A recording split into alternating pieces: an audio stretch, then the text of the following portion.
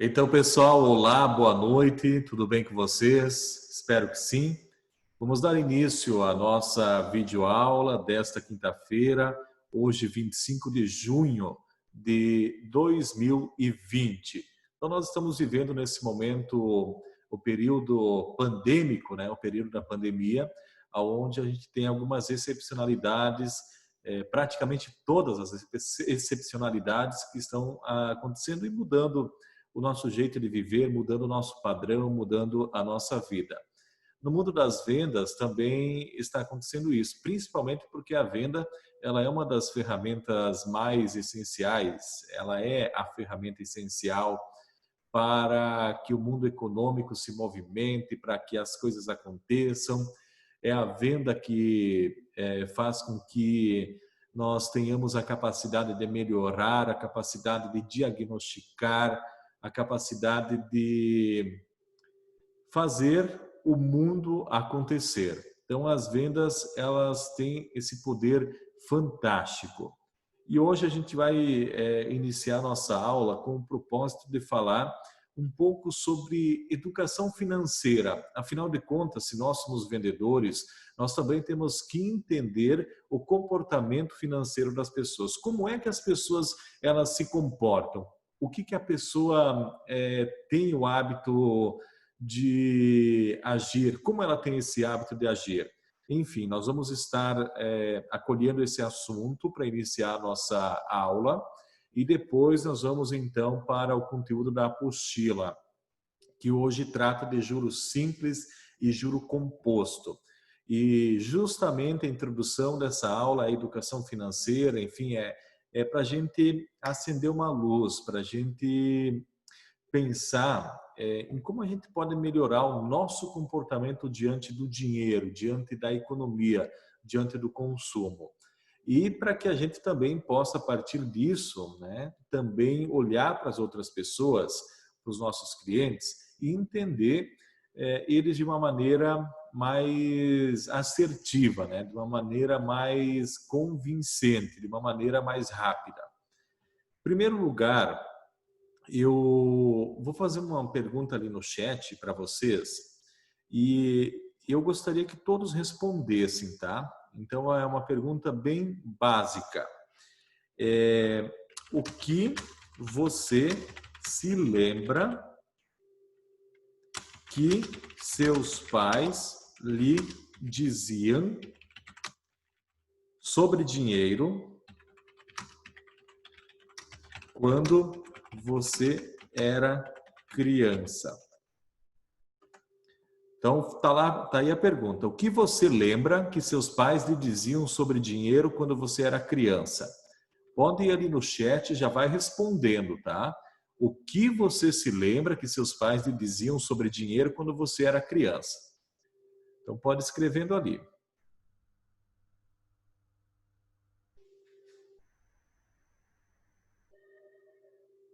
Dinheiro não dá em árvore. Olha, ótimo. Que mais?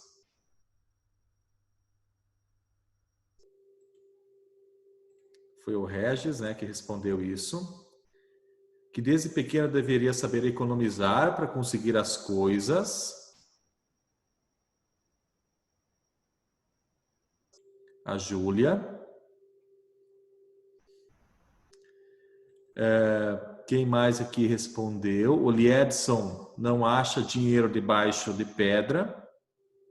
Saber economizar.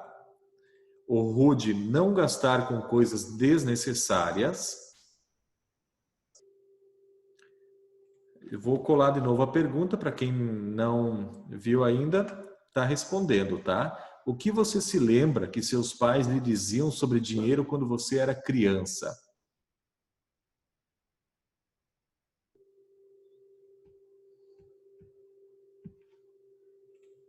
Ó, o Jean chegando aí na nossa aula. Quem escreveu aqui o Christian Teixeira. Só saberá o valor do dinheiro quando precisar batalhar por ele. Ô Jean, seja bem-vindo. Jean, eu vou colar de novo a pergunta no chat e aí você pode responder ela na sequência.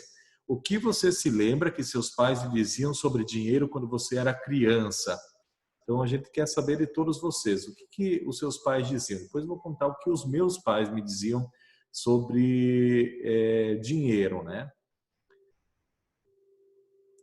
E aí, Gia, o que teus pais lhe diziam quando você era criança sobre dinheiro?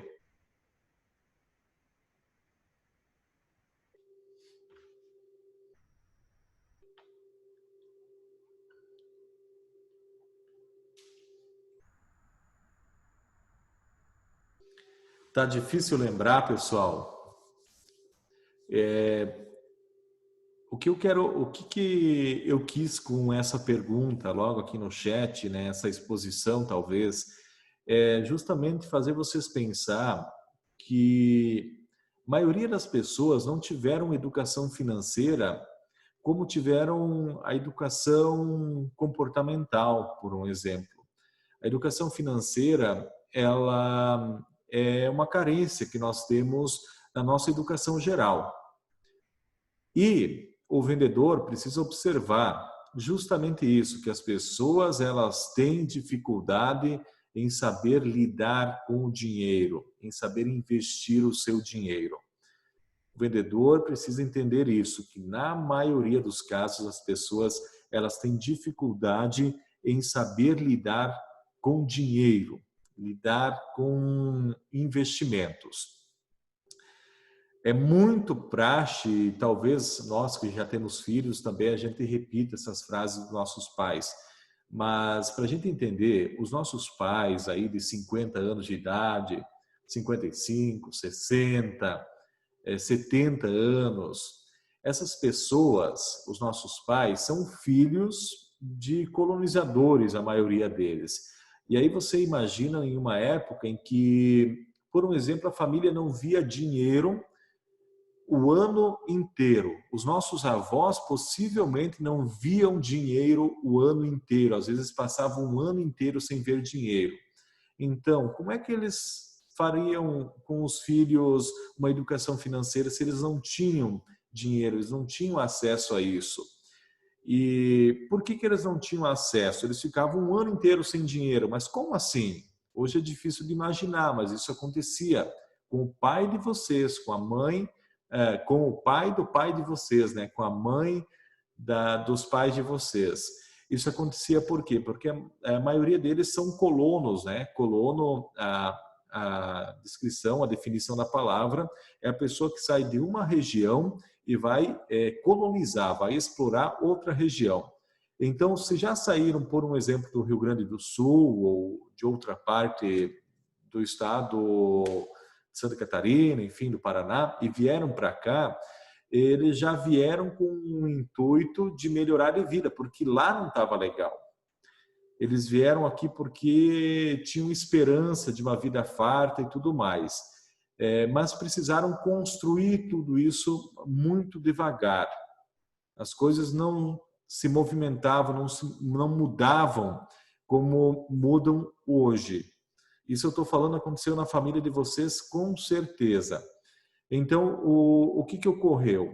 Os nossos avós, vamos nos posicionar como referência, eles não tinham dinheiro para dar para os nossos pais, né? Era muito escasso, era muito dificultoso. E aí, com esse medo de gastar o dinheiro, de investir o dinheiro, justamente um pouco disso a gente acaba recebendo dos nossos pais, né? Vocês que têm pais aí daqui a pouco de 35, 40 anos de idade, tem outros que têm os seus pais aí na faixa dos 50, na faixa dos 60, como eu.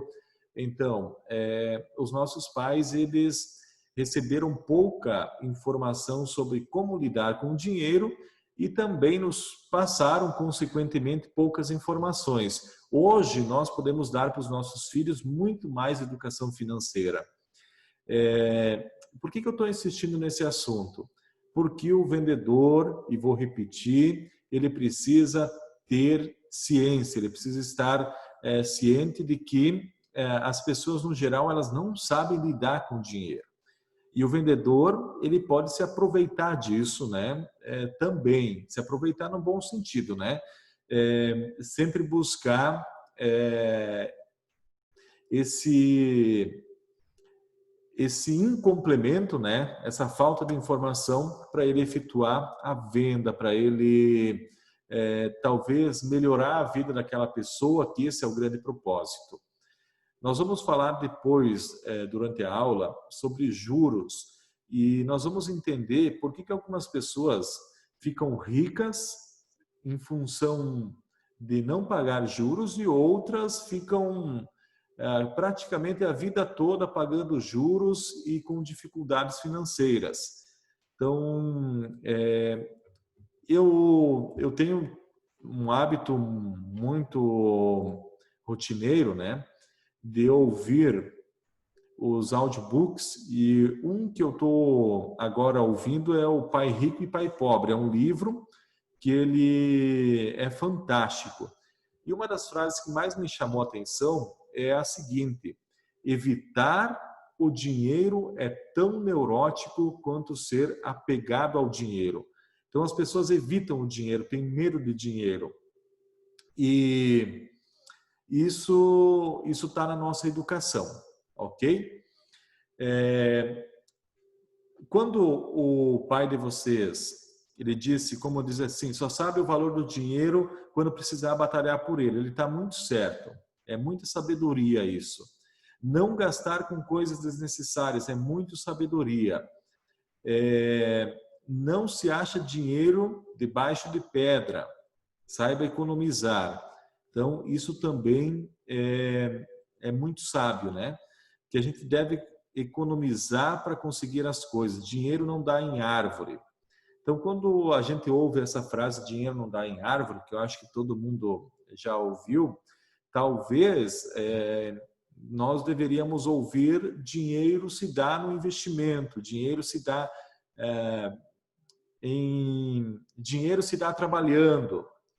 Não, dinheiro não se dá em árvore, né? Ele já é a força da expressão que nos foi regado, né? Que a gente recebeu, que acaba criando esses comportamentos, esse medo de investir, o medo de gastar, ok? O bom vendedor, ele instrui o seu cliente a fazer um bom investimento. Isso é a grande sacada, porque na maioria das vezes o cliente não sabe o que investir, não sabe como gastar o dinheiro. E uma das coisas que esse livro, Pai Rico, Pai Pobre, também nos ensina é sobre ativo e passivo. O que são ativos? São investimentos que você gasta e que ele te dá um retorno. Passivo, não. Você está pagando e você não tem retorno. Vou dar um exemplo muito clássico que tem dentro da casa, provavelmente de todos vocês, ou vocês já conhecem que isso existe. Um passivo é a Netflix. A Netflix é, enfim, uma grande estrutura de filmes, séries, aonde vocês vão assistindo e aquilo não te dá retorno nenhum financeiro, retorno de dinheiro, retorno algum. Você não tem retorno. Agora, quando você investe, por um exemplo, em internet, você passa a ter alguns retornos. Ele é um ativo, disfarçado, mas é um ativo. Quando você paga o boleto do banco, por exemplo, em casa, e você não utiliza o seu carro para ir até o banco, é quando você consegue estudar em casa e não precisa ir à escola, por exemplo. Isso tudo é, de certa forma, ativo. E a Netflix é passiva, ela só te tira, ela não te dá retorno algum. E a internet também pode ser passiva, hein? Por quê? Porque se você não tem lucro nenhum com o uso da internet, você está apenas gastando, apenas consumindo.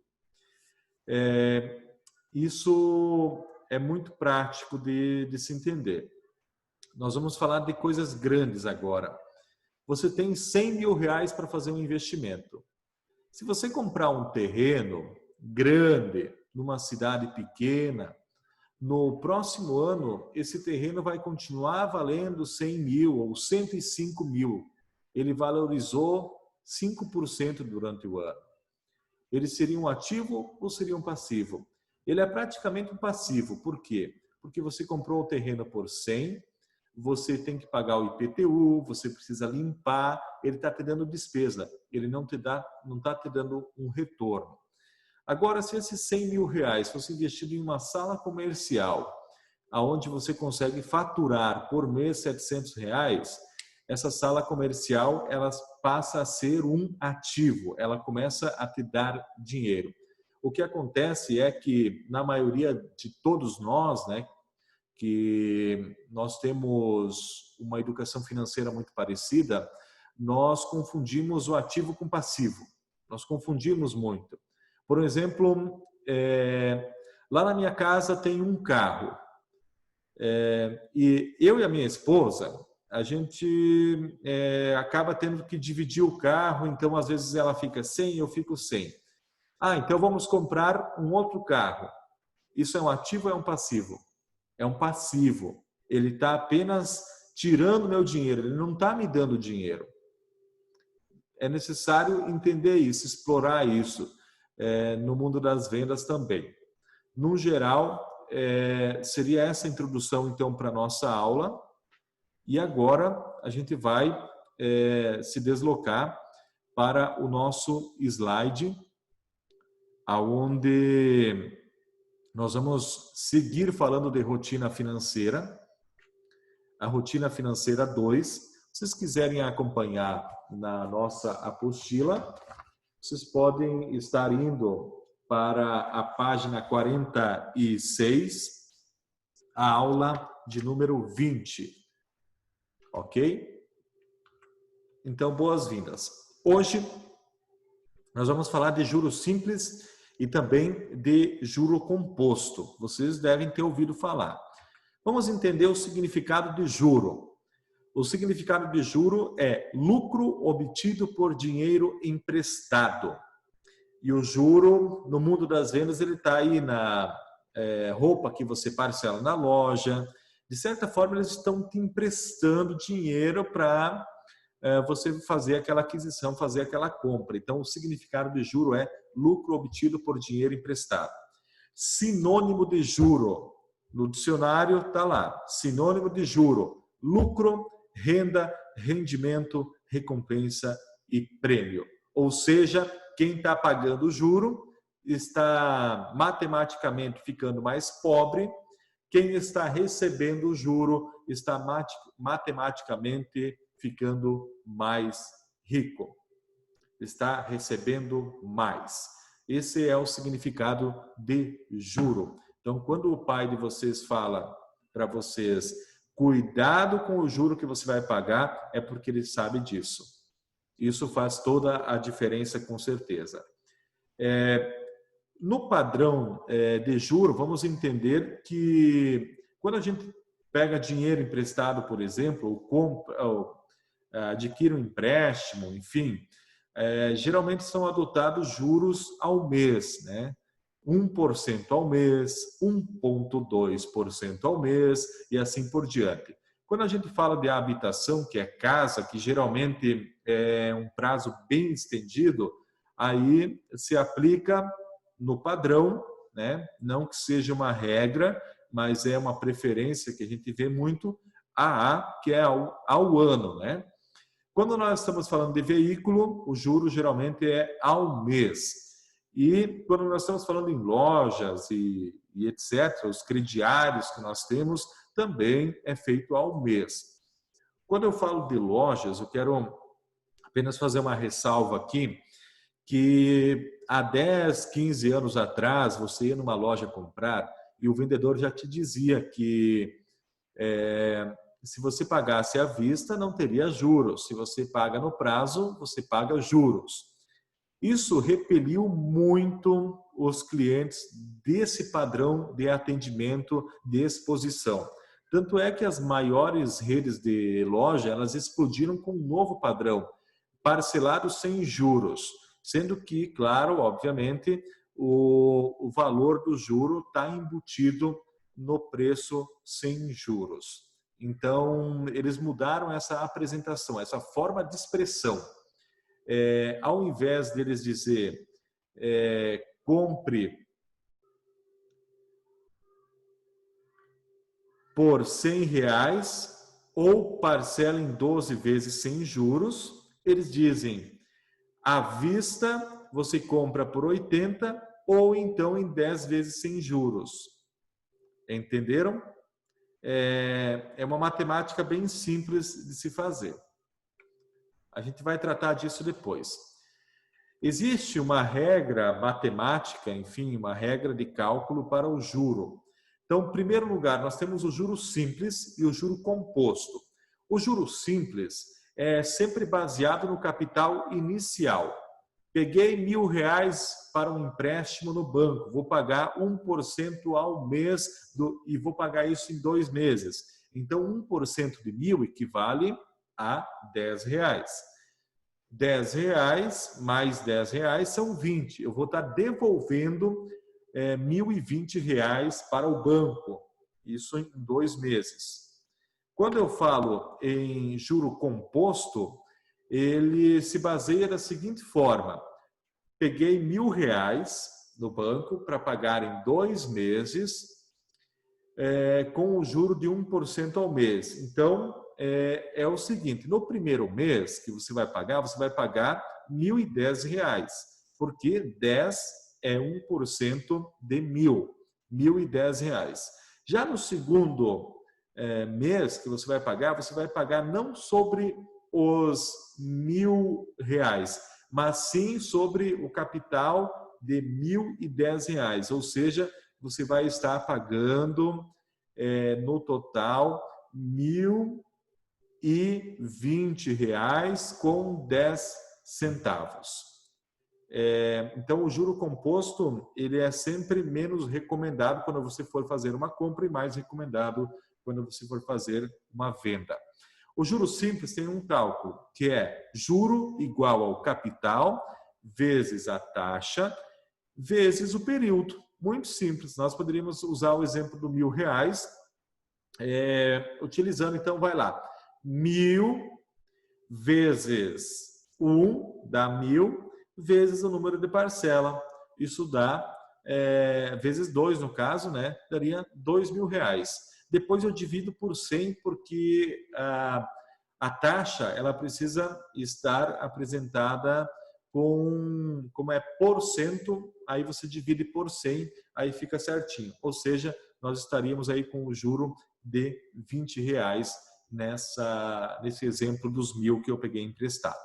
Esse é o juro simples. O juro composto, ele já tem uma outra fórmula, né? Para a gente saber o montante. Então, essas fórmulas, vocês podem... eu quero que vocês saibam que elas funcionam muito bem na caneta e no papel. Inclusive, quando vocês forem fazer um vestibular, por exemplo, vocês vão precisar utilizar a fórmula para o juro simples e a fórmula para o juro composto. Vocês precisam, né? Vocês não têm calculadora. Mas, para o mundo real aqui fora, nós temos alguns aplicativos e, na sequência, eu vou também passar para vocês um endereço de aplicativo. Vocês vão baixar o aplicativo e aí vocês vão ver que a vida da gente fica muito mais fácil para estar calculando o juro. E a gente precisa saber a importância disso com certeza, ok? Vamos para os exemplos. Pessoal, em primeiro lugar, eu fiz uma simulação no site da Caixa, imaginando que eu vou comprar uma casa, um imóvel de R$160.000. Vamos imaginar que eu vou pagar aí uns R$70.000 pelo terreno e o restante fica para mim fazer a casa, né? Eu fiz a simulação que eu vou pegar R$160.000 de empréstimo. 360 meses, eu vou ter que dar de entrada 52 e o valor do financiamento, então, 107. Eu vou financiar 107. Então, o que acontece? O valor de 160, o plano de 360, ele me dá a parcela mensal de 720 e eu vou estar pagando um total de R$259 mil lá no final do financiamento. Então, eu peguei 107 e eu vou pagar 259. Isso é muito real, tá? Então, o valor acessado é de 107. O valor do juro, eu vou pagar 151 mil de juro. O total de juro, 140%. O juro anual, né, a taxa anual de juros, é de 9,74. Lembram do AA, que é ao ano. E dividindo isso por 12, dá uma taxa de juros de 0,81% ao mês. Então, o que parece muito baixo, 0,81, é, na verdade, um lucro de 140 mil para a Caixa Econômica, a um prazo, claro, bem estendido. Ok? No segundo exemplo, vou pegar aqui o caso da BV Financeira, né? A maioria das pessoas utilizam acesso à BV Financeira como financiadora do seu automóvel. Então, eu fiz aqui uma simulação até do meu veículo, né? Que ele tem esse valor de 18 mil reais. E fiz um plano aqui, uma simulação. Que essa simulação a gente consegue fazer somente com alguns dados, né? E ele tem que corresponder. O valor do veículo é 18 mil reais. Então, eu peguei o plano de 48 vezes. Isso dá 577,47 por mês. Eu vou devolver para a BV Financeira 27.700. Então, do meu valor acessado de 14.400, eu vou devolver 27. O valor que o juro deu foi de 13.318. Ou seja, como as pessoas dizem, vai pagar o dobro. E vai mesmo. E aqui não estão incluídas as taxas. E o percentual total de juros é de 92,5%. E a taxa mensal, né? Aqui a taxa da BV é de 1,92 ao mês. Então, é a taxa de juros. Ainda existem outras taxas que encarecem, né? Que podem encarecer essa parcela. Então, para vocês entenderem, né? Meu carro custa 18 mil, eu vou ter que dar 3.600 de entrada, por isso eu vou acessar somente 14.400. Entendam a grandeza da gente entender como lidar com os juros, né?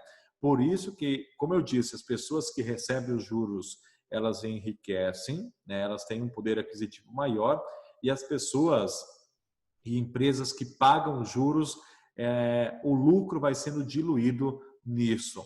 Então, é por isso que é necessário tomar bastante cuidado nessa questão.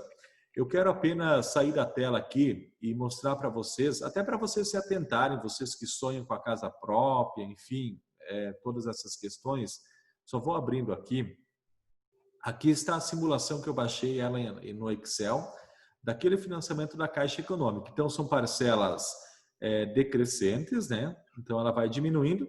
Só que se vocês observarem, todo mês aqui você vai pagar uma taxa de R$25, que é a taxa de operação para a Caixa Econômica. Nesses 360 meses, você pagou R$9 mil além da parcela para a Caixa. Então, vejam bem quanto você paga de juros e taxas para um financiamento. E isso faz toda a diferença, com certeza, na nossa vida. E se a gente quer ser um bom vendedor, eu ouso dizer para vocês que a gente também precisa estar bem, estar de bem conosco, enfim, a gente precisa estar de bem com a nossa própria situação financeira, né?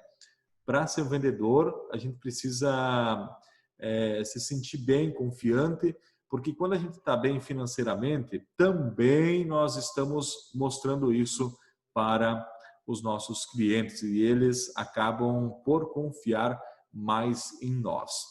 Pode parecer besteira? Pode parecer. Talvez não seja, né?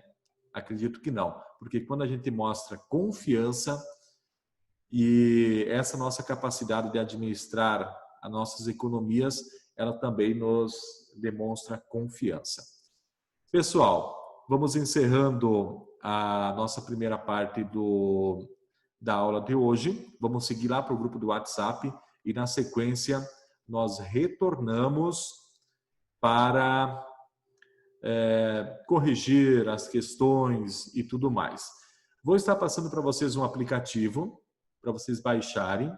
Baixem esse aplicativo. Eu testei vários, alguns não têm a conta tão clara como esse. Esse foi o que eu melhor combinou com o que a gente falou aqui hoje, ok? Então, obrigado pela aula. A gente volta daqui a pouquinho. Vamos lá para o grupo. Daí lá a gente vai estar conversando um pouco mais, ok? Um abraço e até logo.